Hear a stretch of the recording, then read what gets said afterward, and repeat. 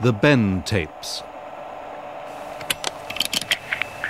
This is the first time that I've dictated my diary on tape, but it will allow me to speak much more frankly than I could do if I was dictating to a secretary. It does, of course, contain secret information and must remain under lock and key.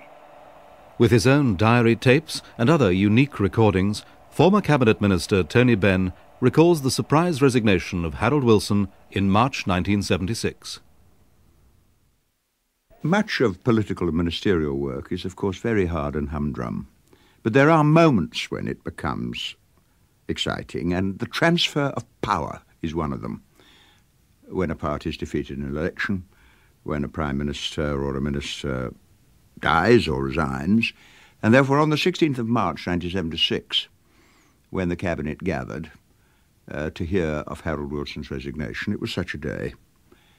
Of course, there have been rumours that Harold would go for ages. Indeed, he'd told me that he would go on his 60th birthday, but I didn't believe him, because people who say they're going to retire very often say it in order to get others to say to them, "Oh, carry on, we really need you." But Marcia Williams, who'd worked with him for years, had been going round saying he was bored with politics. He'd told me that he might be going, but I found it hard to believe. But when the cabinet met that morning, we heard the news from Harold Wilson himself.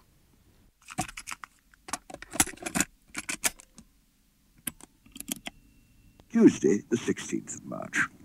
This was a day of such momentous news that it's very difficult to know how to chronicle it. I went into the office early, and at 11 o'clock I went to the cabinet, and we all talked outside for a moment, and then went into the cabinet room. And Harold said, "Before we come to the business, I want to make a statement." And he then read us an 8-page statement in which he told us that he had irrevocably decided that he was going to resign the premiership and would stay just long enough for the Labour Party to elect a new leader.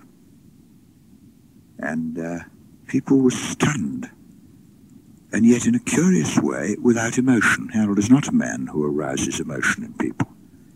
And I sat there listening quite impassively, and although other people were shocked and surprised because nobody knew it was coming, it was still a very remarkable sort of lack of feeling. When he'd finished, and he thanked us all, Jim Callaghan, and it was hard to conceal his excitement, said, "Harold, we shall never be able to thank you for your services to the movement." And so Harold got up and walked out of the cabinet, because he said he had to see Len Murray and then Cledwyn Hughes to tell them. And he said, and he walked out, and that was it. BBC Radio News.